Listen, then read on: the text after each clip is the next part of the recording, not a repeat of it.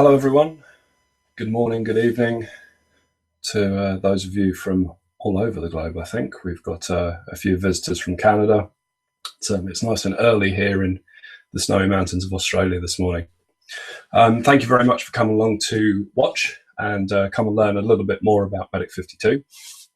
This morning, or this evening, depending on where you are, we're going to just run through the basics of the Medic52 dispatch. We're going to have a look at how it might fit into your patrol operations that you already have, and a couple of scenarios about the way it might work in your resort. So I'm going to jump onto some slides. I'll share those with you all, and we'll step through a few things. So today we're going to have a look at how the dispatch works, like I say, and take a couple of examples and walkthroughs about ways that cases occur in a resort, how that call comes through into the dispatch or into your patrol, and then the process by which you go through, track that and deal with it. So just a little bit of housekeeping before we get started. If you get disconnected, just jump right back on, go to medic52.com/webinar. There will be a replay which we'll organize and get up on the blog. We'll send that back around through the email as well once that's ready. And please feel free to ask questions as we go. If you're in the Google Hangouts system, on the right-hand side, you'll see that there's an Ask a Question feature. You'll need to be logged into with your Google account, so go right ahead, type that in there, and we'll get round to answering that as well. You can also comment on the Google Plus or the YouTube page if you're not in the Hangout system there as well.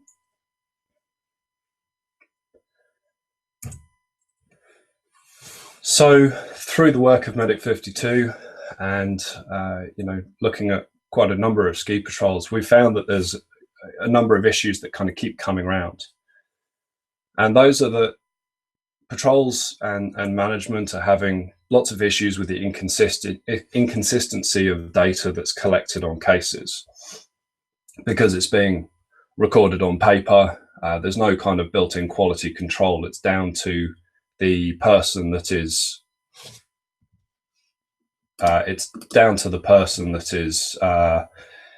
presenting that information onto the form, right? It's up to their training and their belief in that data to actually push it through.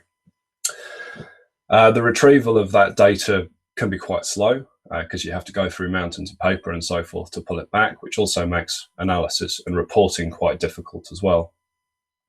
There's lots of duplication of that data too, because there are varying forms that do varying things, and bringing all those back together at the end of the day can be a challenge as well. So there's a bit of momentum for change here, to go for a system or a database that you can put that case information into, and that allows you to get all of your case data together in one place. That surely assists with legal and insurance issues that may come along. Is quick and accurate patient location, because the patient can actually tell you where they are through their smartphone app, for example. And we start to be able to deliver a consistent communication, and turn patrol around from being a cost and a not necessarily the greatest experience that people could have on snow, around into something that actually gives them some good customer experience. And because that data is all in a system, that efficient reporting really does help out with staff and the customer. And it's a proactive approach to risk management. So let's have a quick look at a typical call procedure that might happen in a ski resort. So somehow the patient or the potential patient either phones the ski patrol, or they get someone to go to a lift shack, or they find someone that's on hill that comes past, and the call comes in to the patrol. Now, if you run a dispatch, the dispatcher would then take note of that, they'd get on the radio and they'd find someone to go and investigate that issue. So in Medic52's case, they'd then actually create that on the map, they'd add some relevant notes to it, and then they'd assign it to a patroller and use the radio as normal. Now, without Medic52, they'd probably write that down on a dispatch log. They'd make a series of notes while they're on the phone or when that call comes in, and then they'd go back and pick up the radio to find the patroller. So let's have a look at that in Medic52 and just marry those two procedures together. And we're going to log in to the Medic52 dashboard. And today we're having a look at the lovely resort of Perisher in New South Wales. Happens to be the largest ski resort in the Southern Hemisphere as well. So for example, let's say someone's called us in and we found that there's an incident that's down at the bottom of this particular lift. So we're going to be on the phone, we're going to add that incident, and it's going to pop up on the map. So we now know that we've got an incident in progress. It comes up red, and we can say, okay, well, we know that we can get someone to it, which is Peter Patrol. The call has been received, and we'll also add that this call has come from the bottom lift hut. And they might put the phone number in there. They might put other details about the patient as well. But we now have a permanent record of that incident. As the day progresses, we can go and create other incidents as we go. So let's assume there's one kind of over here by snowmaking.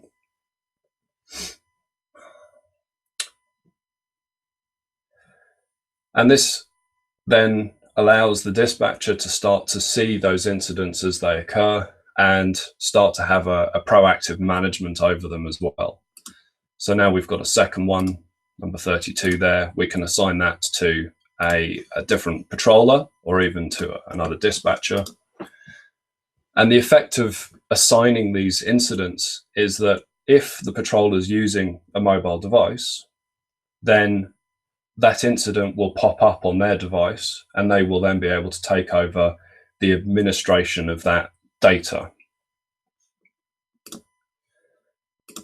As the call proceeds and the patroller says, for example, I've arrived and I'm on scene, the dispatcher can change the status, move it to on scene,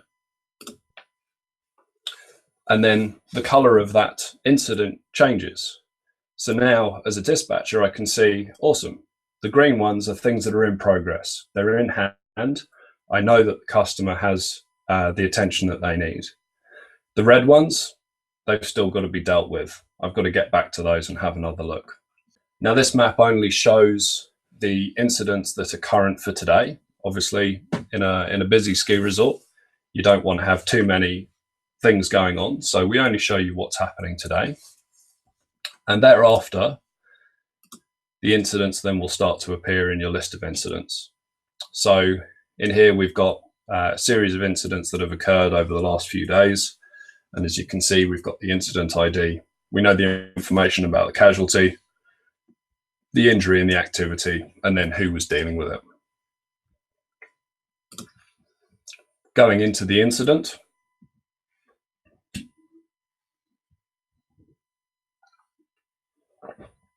we can then start to help fill out the information for the patroller. So we can refine the location of that particular incident simply by clicking on the map. And all of these tabs that collect the various pieces of information are exactly the same as they are on the mobile application that the patroller uses.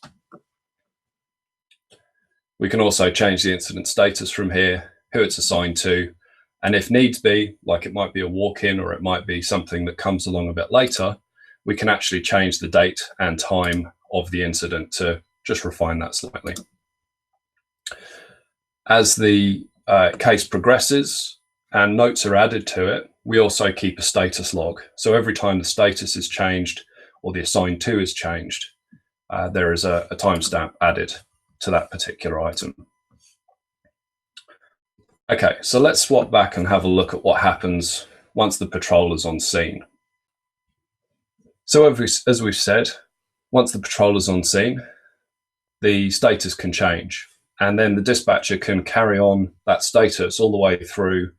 They've arrived at the medical center, they've arrived at the bottom of the lift, or they've gone to the next level of care, and the final stages there are it's awaiting final paperwork, and then after that, obviously, it gets closed. We'll also look at what happens to an incident when there's no incident found or a patrol is not required in 1 second. The dispatcher notes any calls and any relevant information in those notes that goes along with the incident. And then when the patroller does arrive on scene, if they've been assigned that incident on their device, they can take photos of what's happened on scene, and the case then proceeds as normal. The patroller won't sit there with their device in a blizzard and in the rain. It's not it's just the same as using a piece of paper, right? You're not going to sit there and fill out a paper log while you're on scene with a client and, the snow's coming down and it's windy. It's just not practical. But the patroller can use the smartphone to then finish up the data in that case, or they can then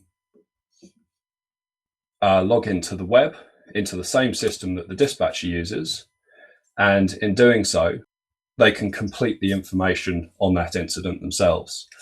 So if you have a dispatch or you have someone that's kind of central to this process currently, you might find that they are constantly overloaded with a stack of paperwork. And this system then allows the patrollers to actually take ownership of that, and for the dispatcher or for a manager to be able to chase people and say, look, I can see that you've got 5 incidents where you haven't completed the documentation yet, so you need to get back onto that. So let's have a quick look at how this might work if a patrol is not required, or maybe no incident was found for that particular case. So let's go back to our case here that we gave to Donald Dispatch. He happens to be out on snow today. Now, Donald might radio in and say, look, there was nothing found here. So as a dispatcher, I'm then going to log that. And I'm going to go and edit the incident. I can suggest under transport that it's a courtesy transport. I can suggest where they're going as well. And in this config, I can say, look, this incident was referred to, or the destination was that, well, look, we couldn't find anything. So we'll record that one as no incident found. So I'll save that. And then I might change the case to closed. And that will result, I'll do it from here, actually. That will result in this particular case showing up as a no incident found.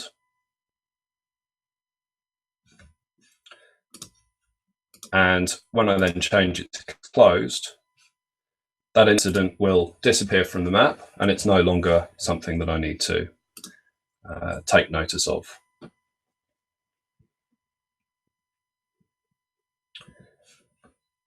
So a couple other items that we have, or features that you might have noticed and picked up on here, is we can put in a customized map, which will actually allow the dispatcher and perhaps someone who's on their lunch or someone who's doing relief and doesn't know the resort quite as well, can actually click on buildings, on lifts, on runs, and get some information about them should it be provided. We can customize runs in the way that they appear. You see the thick blue line that's underneath Wineglass over here is actually the one that's being provided by Google, but the dash and dots one is the one that we have laid on using the custom map overlays. So like I said, the map shows only today's incidents. The numbering can be sequential, so we can run ordering that might start on, say, the 1st of October each year, and you run through it for 6 months, and then on the 1st of October the next year, the numbering would actually start from 1 again, so that you have the ability to be able to see, how many at a glance, like how many calls you've actually kind of responded to. As I just pointed out, we've kind of got customized mapping as well. And we suggest that you track all of your calls. Every response that you have should go into the system, and then you can actually report on what was a no incident found, or how many patrol or not required did we have, and what else, where other places did we refer people onto. You know, how many did go to an ambulance, how many went out in a helicopter, how many went just to our local medical centre. The patrollers only see their open cases and cases that are assigned to them. They don't see anything else. So there is a level of security there, certainly with regards to data, where the patroller can only deal with the stuff that's relevant to them. Cases are sent to the patroller's smartphone as they're assigned, and we've got configuration there so that you can print your incidents to the form that you're currently familiar with. So, for example, if you use a National Ski Areas Association form, an NSAA form, or say a Canada West form, or even if you have one that's custom to your resort, those are available to you as well. So I'm just going to swap back and show you briefly a little bit of reporting in the system. So we have a little dashboard system, and that dashboard system gives you an overview of what's been happening in your resort. So you can track the number of incidents by time to male and female. If it's unknown, that's not because the patroller couldn't work it out, it's because that data hasn't yet been submitted to that particular incident. Then we've got a breakdown by activity. We can see where these people were referred to. So currently, or for this period of time, we've got about 6%, sorry, that were there's no incident found. Again, a breakdown by age, and also some indication about how many cases that we're dealing with have actually involved alcohol or drugs, where the patient has taken alcohol or drugs. And then a brief breakdown of injury types as well. So going in deep in further to reporting is the subject of a further webinar. But like I say, hopefully that gives you some idea, a little bit of an idea about the way the dispatch system works and how that dispatch system will fit into your current flow. So from here, you can download the Android and the iOS app for patrollers and managers as well.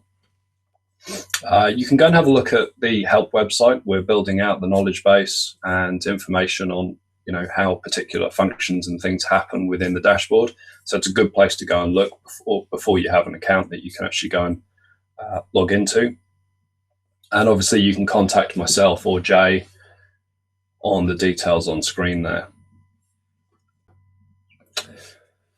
So, do we have any questions? Okay, question from David here. Thank you, David. Is the mapping only Google Maps, or can we load our own?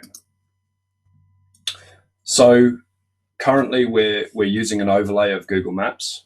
There are a number of other mapping systems available, and really it doesn't matter what the underlying map is, because the overlay that we can put on is entirely customizable. So we can put in all of your buildings, all of your trails, and all of your lifts as well. And we can color them in different ways. We can kind of build that overlay in a different manner.